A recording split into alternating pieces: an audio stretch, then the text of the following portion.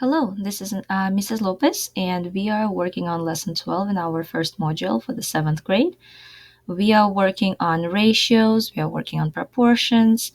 We know the new word, constant of proportionality, that is the same as the unit rate. And we know that to find it, we need to divide y by x, or the dependent variable by the independent variable. We also learned that dependent variable is the one that depends on something else that is not just given to us.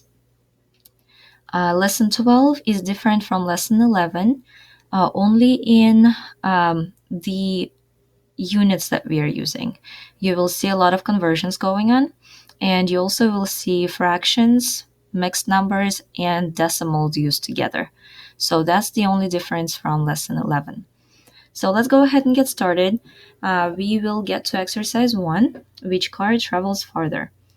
Find the unit rate in miles per gallon for each car. So there's a typo here. We need to write gallon instead of hour for each car. So we have a blue car that travels 18 and 2/5 miles using 8/10 gallons of gas. So right away you see here that we have 18 and 2/5 written as a mixed number, and we have 8/10 written as a decimal.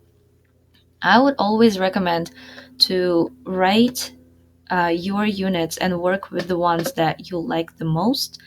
I like working with fractions because I can always simplify and make it easier for myself.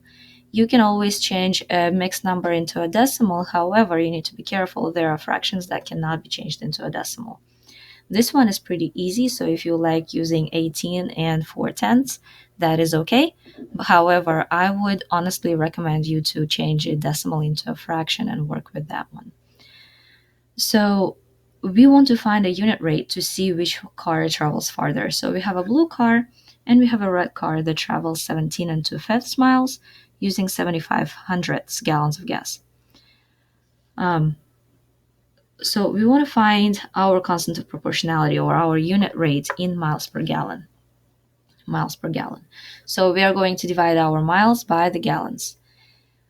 Again, since I want to change decimals into a fraction, 8/10 we can write as 8/10 as a fraction.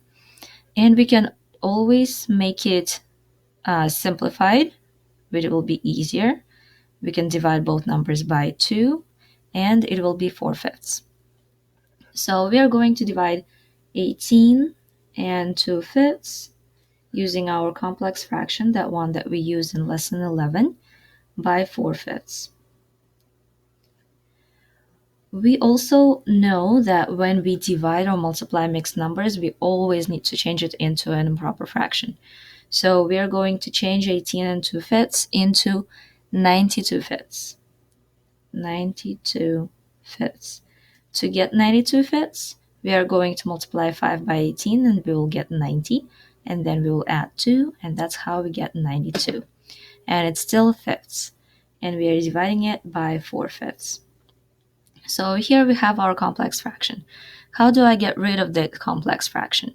I want to divide by multiply by the reciprocal. 4/5 I can multiply by 5/4, and that will cancel all of that out and will make it a 1, and I don't have to worry about that. However, what I do with the denominator, I need to do with the numerator. So I'm going to multiply 92/5 by 5/4. Okay? I can simplify 5 and 5, and I can simplify 92 and 4 by dividing both numbers by 4. 4 will change into a 1, and 92 will change into 23. And that's how you're going to get 23 miles per gallon. Okay, so now let's look at the red car.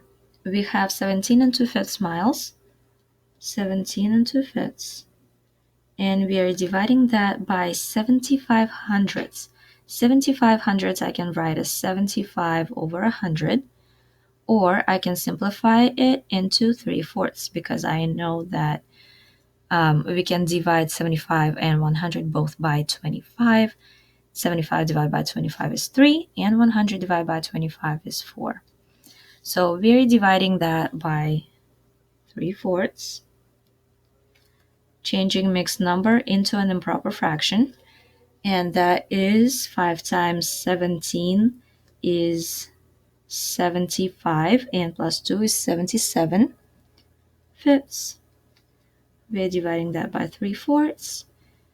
And to get rid of the complex fraction, we are multiplying by the reciprocal. 4/3 on both sides. 4/3. We can simplify 4 and 4, 3 and 3. Here we cannot simplify anything. 77 is not divisible by 3, and 5 and 4 I cannot divide by anything. So I will actually have to just multiply 77 by 4 and 5 by 3. I can do it on the side. 77 times 4, 8, 2, again 28 plus 2 is 30. So 308 over 5 times 3, 15. So now we have an improper fraction, and I want to see how many gallons it's going to be exactly. So I'm going to take my calculator, it's here on the side, and I'm going to just divide right now 308 by 15. I will get a number that is not going exactly. So I got 20 and 5, 3, 3, 3, 3. So 53 with the 3 repeated. That's my answer here. So how can I write that as my answer? It's about 21. I can write it as 21. About 21 gallons, because here I have 23. So I don't need to change it into a mixed number.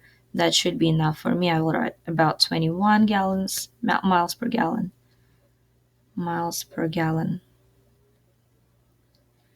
And I can see that the blue car definitely travels farther. Again, I can totally divide 308 by 15 and get a mixed number. But in this case, I don't even need it because I already see how much farther the blue car can go. It's about 2 miles farther than the red car. Okay, so in our answer, we are going to write the blue car. The blue car travels farther.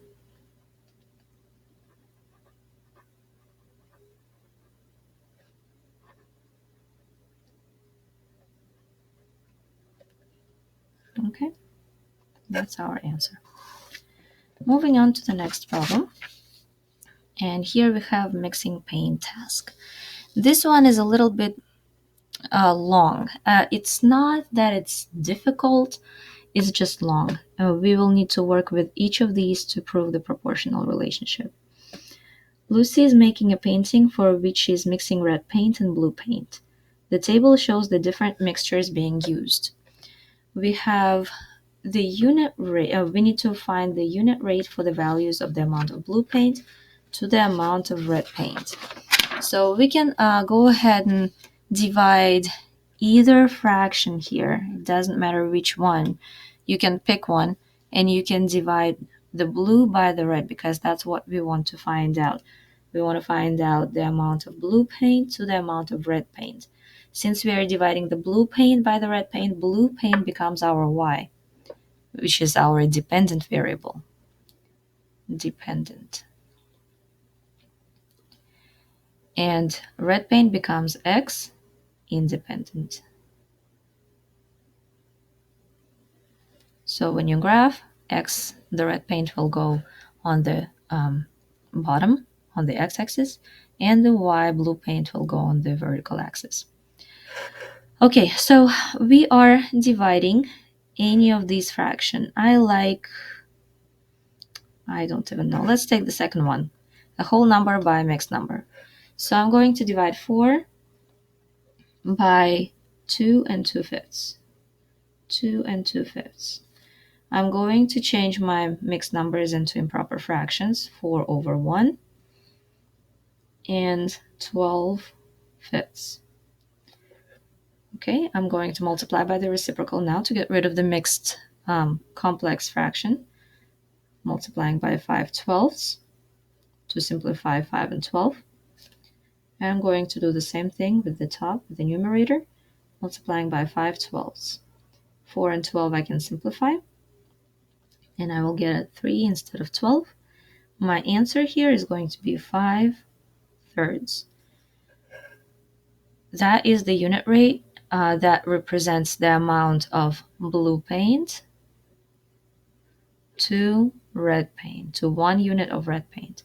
So 5/3 of blue paint per 1 unit of the red paint. Okay, so now they're asking us if the amount of blue paint is proportional to the amount of red paint. That's where it becomes more complicated, because we'll have to now divide all of these to make sure that 5/3 is the same unit rate for all of these ratios. So now I can probably use a separate piece of paper, but if you don't want to, you can just write smaller, and that should work as well. So I'm going to divide 2 and 1/2 by 1 and 1/2, which is 5/2 divide by 3/2, multiplying by the reciprocal 2/3 on both sides, simplifying 2 and 3 in the denominator. And now I can simplify 2 and 2 in the numerator, and I will get 5/3. So that one does work. Let's look at the third one. 6 and 1/4 by 3 and 3/4. 6 and 1/4, I'm dividing by 3 and 3/4, which is 25/4 by 15/4. Multiplying by the reciprocal, 4/15, 4/15, simplifying the denominator. It's all gone. Now we have the numerator, simplifying the 4s and 25 and 15 by 5, and it becomes 5/3. So 5/3 works for this one as well. We have 3 more to go. 6 and 2/3 divide by 4. 6 and 2/3 we are dividing by 4, which is 20/3 by 4 over 1, multiplying by 1/4, the reciprocal of 4, and 1/4 here as well. We can simplify 20 and 4 by 4, 1, 5, and again we got 5/3. So this one works. That is good. Now we have these decimals. Since I want to get 5/3, I probably don't want to divide decimals. I want to change my decimals into fractions. I have 2 that I'm dividing by 1 and 2/10. 1 and 2/10. I can simplify 2/10 right away into 1/5. It will be easier for us to work with. So I'm going to change it into 1/5. Okay, now I'm changing mixed number into improper fraction. 2 I'm dividing by 6/5 and multiplying by the reciprocal 5/6. 5/6 and 2 over 1, of course. 2 and 6 get simplified by 2, and we will get 3 on the 6, and we again will get 5/3. We have one more remaining. 3 we're dividing by 1 and 8/10. 1 and 8/10. We wrote our decimal in the fraction form, and 8/10 we can simplify to 4/5. And we change mixed number into improper fractions. 3 over 1 by 9/5, multiplying by the reciprocal, 5/9. 5/9. The denominator goes away, simplifying 3 and 9, and again we get 5/3. So to the question of is the amount of blue paint proportional to the amount of red paint, the answer is yes, it is proportional. It is proportional.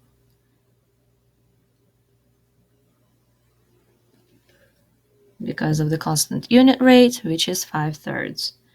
5/3 represent the amount of blue paint to 1 unit of the amount of red paint.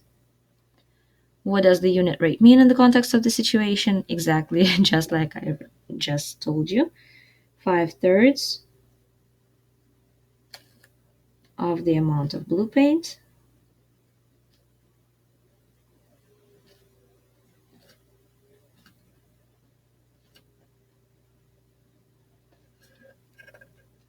to 1 unit of the red paint.